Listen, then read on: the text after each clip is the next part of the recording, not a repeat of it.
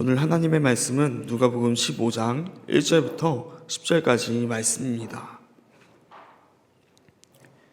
오늘 하나님의 말씀 누가복음 15장 1절부터 10절까지 말씀입니다. 일단 다 찾은 줄 알고 1절부터 천천히 함께 합독하며 볼 수 있도록 하겠습니다. 함께 보시겠습니다. 모든 세리와 죄인들이 말씀을 들으러 가까이 나오니 바리새인과 서기관들이 수군거려 이르되 이 사람이 죄인을 영접하고 음식을 같이 먹는다 하더라. 예수께서 그들에게 이 비유로 이르시되 너희 중에 어떤 사람이 양 100마리가 있는데 그 중에 하나를 잃으면 99마리를 들에 두고 그 잃은 것을 찾아내기까지 찾아다니지 아니하겠느냐. 또 찾아낸즉 즐거워 어깨에 메고 집에 와서 그 벗과 이웃을 불러 모으고 말하되 나와 함께 즐기자. 나의 잃은 양을 찾아내었노라 하리라. 내가 너희에게 이르노니 이와 같이 죄인 한 사람이 회개하면 하늘에서는 회개할 것 없는 의인 99으로 말미암아 기뻐하는 것보다 더하리라. 어떤 여자가 10 드라크마가 있는데 하나를 잃으면 등불을 켜고 집을 쓸며 찾아내기까지 부지런히 찾지 아니하겠느냐. 또 찾아낸즉 벗과 이웃을 불러 모으고 말하되 나와 함께 즐기자. 잃은 드라크마를 내가 찾아내었노라 하리라. 내가 너에게 이르노니 이와 같이 죄인 한 사람이 회개하면 하나님의 사자들 앞에 기쁨이 되니라. 아멘. 오늘 함께 볼 본문은 모두가 잘 아는 잃은 양과 또 잃은 드라크마의 비유입니다. 오늘 본문에서 예수님은 잃은 것을 찾는 비유를 통하여서 죄인들이 회개하며 하나님께 돌아오는 것을 하나님께서 기뻐하심을 말하고 있습니다. 먼저 1절부터 3절까지는 죄인들과 함께 하시는 예수님의 모습을 보며 바리새인과 또 서기관들이 예수님을 정죄하는 내용을 담고 있습니다. 1절부터 살펴보면 1절에서 모든 세리와 죄인들이 말씀을 들으러 가까이 나왔다라고 되어 있습니다. 그렇습니다. 이들이 지금 예수님과 함께하는 이유는 예수님이 전하시는 말씀, 즉 그 복음에 관심이 있기에 예수님 곁에 있는 것입니다.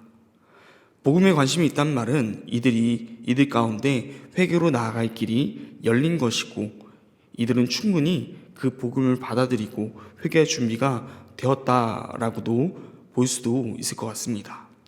그런데 이 모습을 보면서 바리새인과 서기관들이 수군거리기 시작합니다. 이 사람이 죄인을 영접하고 음식을 같이 먹는다. 이 사람이 누구입니까? 그렇습니다. 바로 예수님입니다. 그런데 2절에 보면 세리와 죄인들이 예수님의 말씀만 듣는 것이 아니었음을 볼 수 있습니다. 2절에서 뭐라고 합니까? 죄인을 영접하고 음식을 같이 먹는다라고 나와 있습니다. 즉 이들 가운데에서는 예수님의 말씀도 듣지만 예수님과 함께 교제하는 그 교제도 있었다는 것입니다. 이것이 이루어진 것이 교회가 아닌가 생각해 봅니다. 예수님은 죄인들과 함께 하시며 그들을 통해 교회적 공동체를 이루어 가시고 있는 것입니다. 그런데 바리새인과 서기관들, 종교 지도자들 눈에는 그것이 좋게 보이지 않았습니다. 그렇게 예수님을 가리키며 이 사람이 죄인들과 함께한다 라고 말하고 있는 것입니다. 이것은 단순하게 예수님이 죄인들을 영접하고 음식을 같이 하시네 관찰한 것으로 끝나는 말은 아닐 것입니다. 더 나아가 이들은 예수님을 지금 정죄하고 있는 것입니다. 유대교의 율법에 의하면 죄라는 것은 전염성이 있습니다.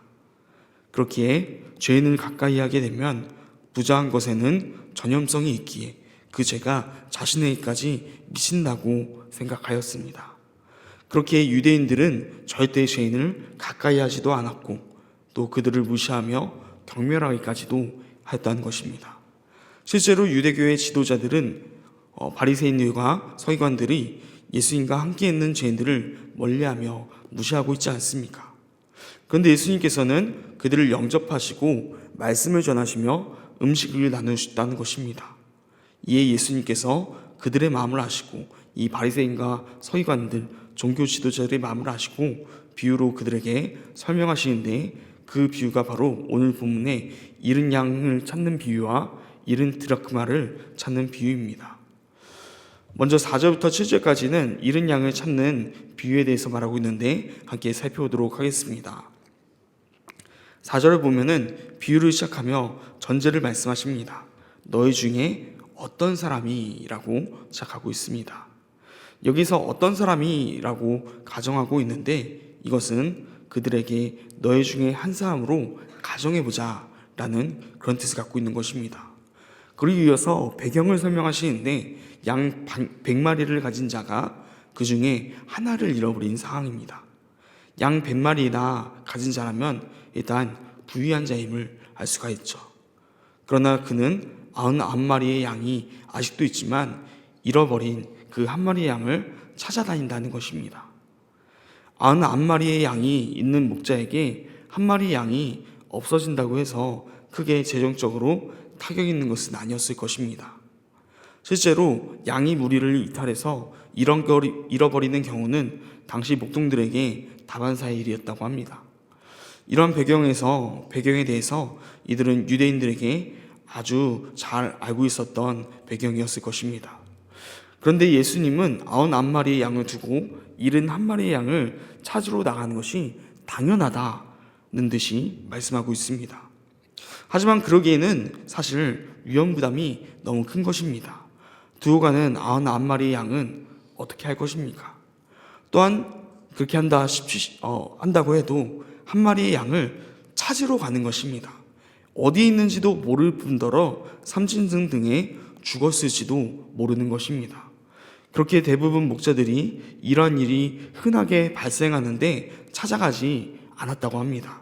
위험 부담이 너무 크고 그 양을 찾아서 돌아올 확률도 너무나 적기 때문입니다. 그런데 예수님은 그럼에도 그것이 당연한 듯이 말씀하고 있는 것입니다. 그만큼 그 잃은 양에 관해 찾기 원하는 간절함과 함께하고자 하는 소망함이 있었던 것입니다. 그만큼 잃은 양에 대한 안타까움과 간절함이 있었던 것이죠.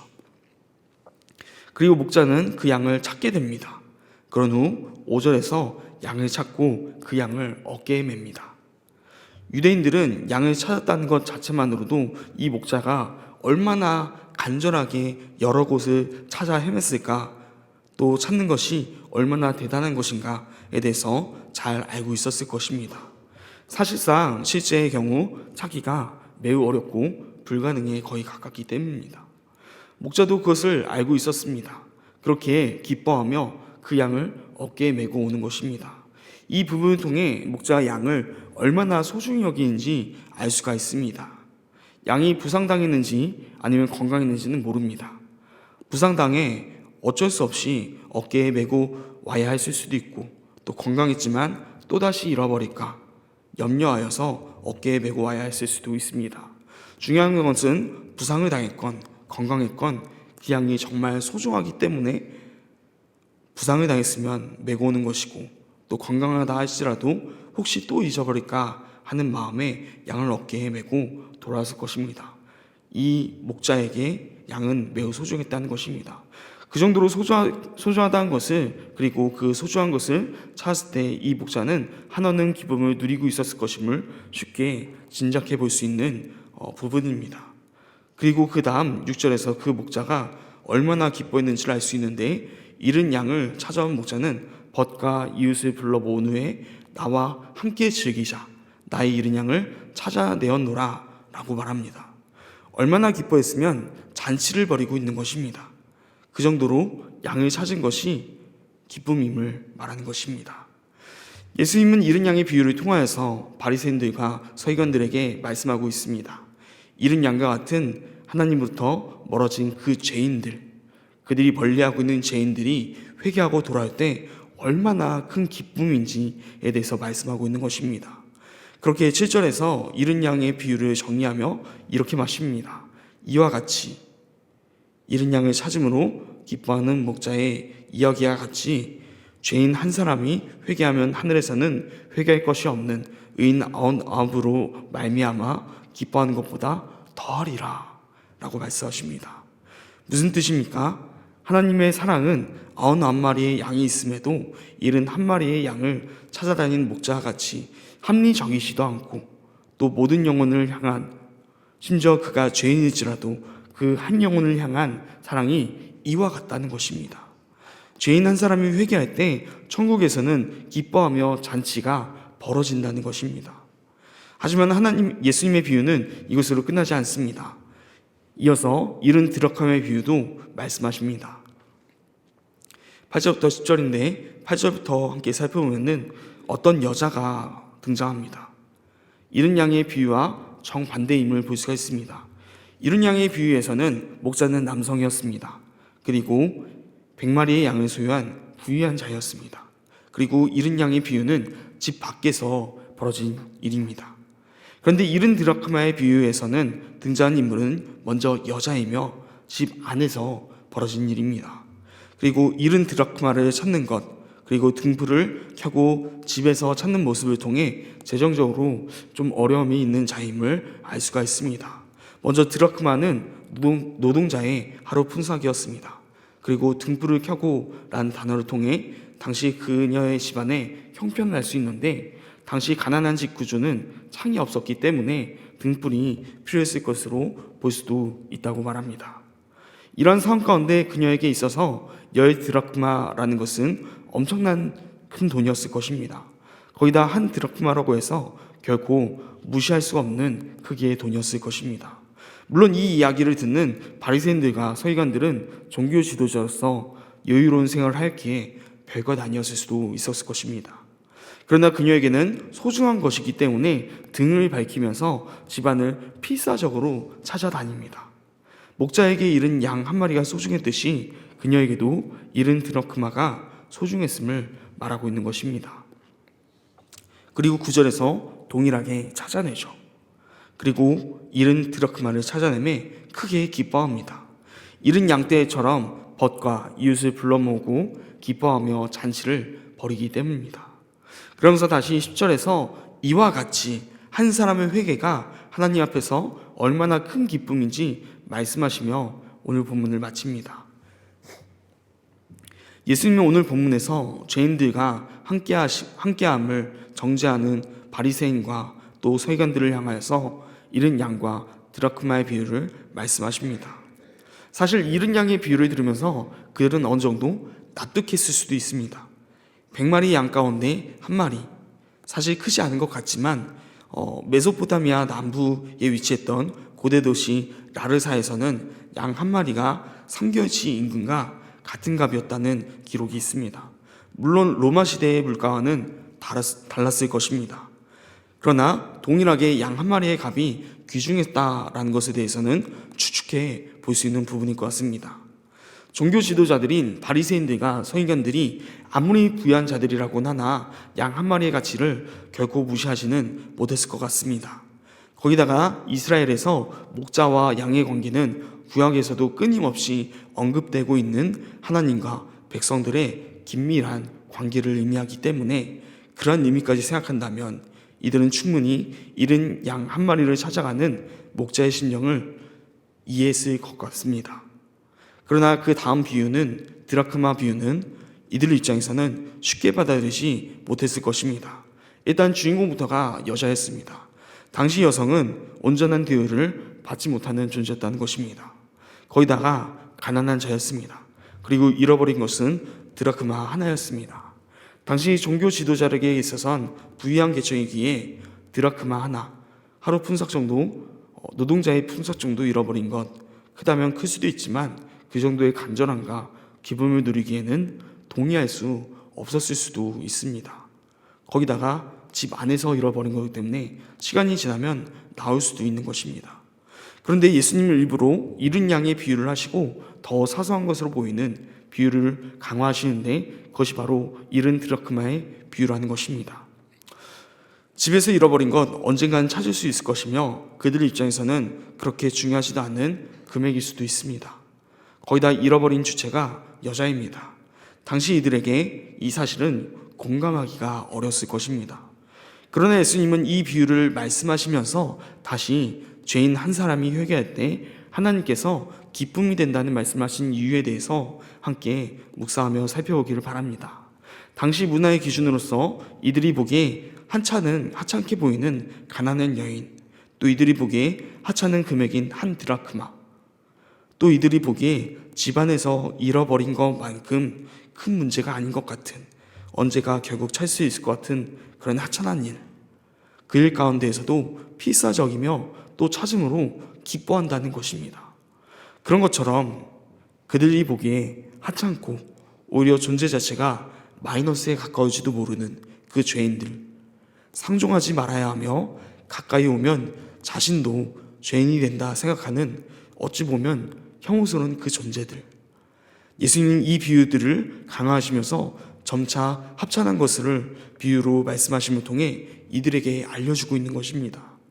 그들이 죄인들을 하찮게 보고 상종하지 말아야 할 혐오스러운 존재로 보지만 그럼에도 하나님께서는 필사적으로 찾아야 할 존재이며 또 찾게 되면은 그들이 회개하고 돌아오게 되면 하나님 나라에서도 천국잔치가 열릴 만큼 기뻐하실 일이라는 것을 이들에게 비유들을 통해서 알려주고 있는 것입니다. 또한 한 가지 더 알 수 있는 것은 비유를 통해 기뻐함이 개인적인 기쁨이 아닌 법과 이웃을 초청해서 함께 기뻐해야 될 공동체적 일임을 말씀하십니다. 즉 한 영혼, 그 죄인이 한 명이 회개하며 하나님 앞에 돌아오는 것은 하나님만의 기쁨이 아닌 하나님 안에서 있는 공동체 가운데 함께 기뻐해야 되는 잔치가 되어야 된다는 것입니다. 즉 죄인이 회개하고 돌아오는 것은 그것은 바리새인도 서기관도 하나님의 자녀라면은 그 안에서 함께 기뻐할 수 있어야 됨을 예수님 비유를 통해서 말씀하고 있는 것입니다. 예수님은 오늘날 우리에게도 이 비유들을 통해서 동일하게 말씀하지 않나 생각해 봅니다. 우리 주변에 아무리 하찮고 또 오히려 그가 존재함이 마이너스인 것 같고 또 혐오스러운 존재인 것 같을지라도 그 한 영혼이 주님 앞에 바로 선다면 주님께서는 기뻐하신다는 것입니다. 그리고 그 기쁨에는 하나님뿐만 아니라 우리들도 포함되어야 된다는 것입니다. 공동체적인 일이라는 것입니다. 오늘날로 살아가실 때 이 말씀을 기억할 수 있기 바랍니다. 하나님은 지금도 우리 주변에 있는 그 한 영혼을 찾고 계신다는 것입니다. 하나님은 지금도 그 영혼이 돌아올 때 기뻐하신다는 것입니다. 그리고 우리도 그 기쁨에 동참하길 원하시고 있다는 것입니다. 때로는 하나님이 애타게 찾고 있는, 기다리시는 그 한 영혼이 오히려 우리의 공동체에 방해가 되고 해를 끼친다 해도, 나에게 흠이 된다 할지라도 그는 여전히 하나님께서 애타게 찾으시며 다시 그 영혼이 돌아올 때 하나님께서 기뻐하시는 자라는 것입니다.